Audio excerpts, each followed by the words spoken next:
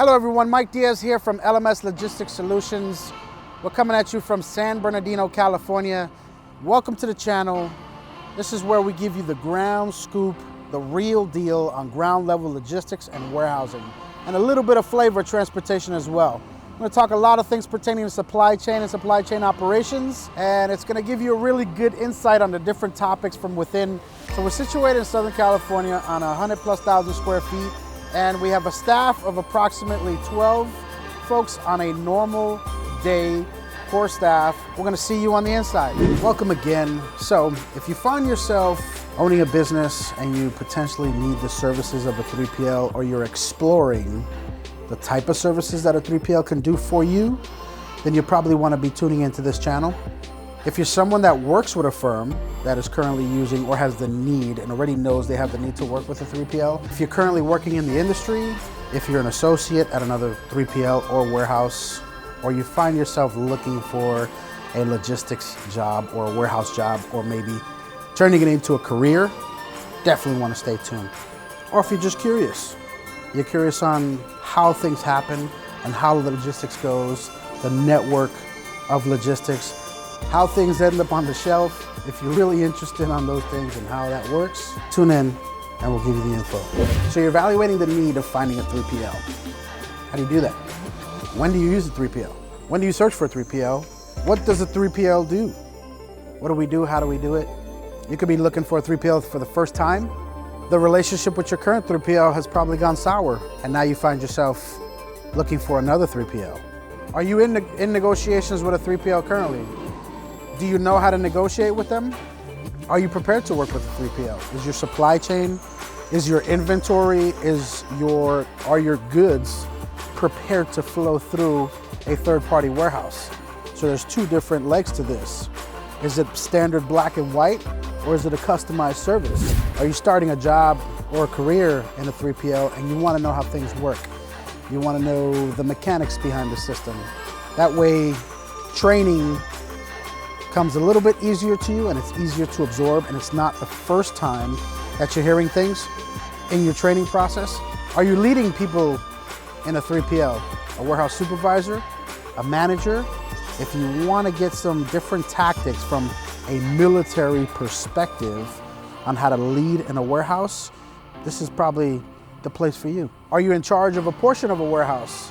Maybe the value-added service portion of the warehouse where you guys are putting kits together, or maybe you're in the shipping side and you want to know different requirements. And how do you need to ship a pallet to Amazon? How do you need to ship a pallet to grocery distributors? How do you need to ship a pallet into Kohl's, or maybe Target, or Costco? There's a lot of different requirements out there, and you either read that 20-page document, or you can come to the channel and we'll slap the stuff on there like you need it. So I've owned and operated a 3PL for the past 8 years now. We started off in a smaller facility. It was 50,000 square feet and we had 4 doors. Today we're at 100,000+ square feet with 17 doors. We've doubled in size and we're right about to triple in size. Bring on another building with another 20 doors. Before that, I was an Army contractor. We were training special operations, Afghan forces, in country, alongside of our US Special Forces counterparts. And before that tenure of Army contracting, I was in the military, a little bit over 10 years. Loved what I did, I miss it. Loved the people, loved the challenges. So during that tenure, I learned a lot about military leadership, learning the different characteristics, the different attributes of leaders, how to lead in certain situations, how to morph into a different type of leader, from a servant leader to a transactional leader to a coaching leader. These are things that I bring to the table now in my company that help us with different people and different attitudes and different problems and solving many different challenges that it comes with leading people at the warehouse level. So we find ourselves in the Christmas season, and it kind of takes me back to when we used to do patrols in Iraq. We would We would get to the little Iraqi kids and throw them water bottles and candies and even care items that we received from back at home. We just sent a pallet to Lamborghini Newport Beach that did a fundraiser for our toy drive to distribute to schools of kids in need. And today we're sending a pallet of toys to a school in Brentwood, Los Angeles. They're also teaming up out there, and they're taking a bunch of toys and funneling them to those kids in need out there in Los Angeles. To the lower income families, we know what it is to serve. We served this country for many years. We donate to the Wounded Warrior Foundation. We currently donate to St. Jude's Hospital. So the type of content you're gonna see on this channel covers a degree of things within the industry. So what is a 3PL? How do we function? What do we do? Why do we do it? Finding a 3PL, negotiating with a 3PL, pricing, what they should be potentially charging you based on the market, what you should be paying probably based on the service, and how 3PLs develop their pricing, how to work with us, how to communicate with us, how to configure your supply chain to work with us, how to prep your material to pass through a black and white system.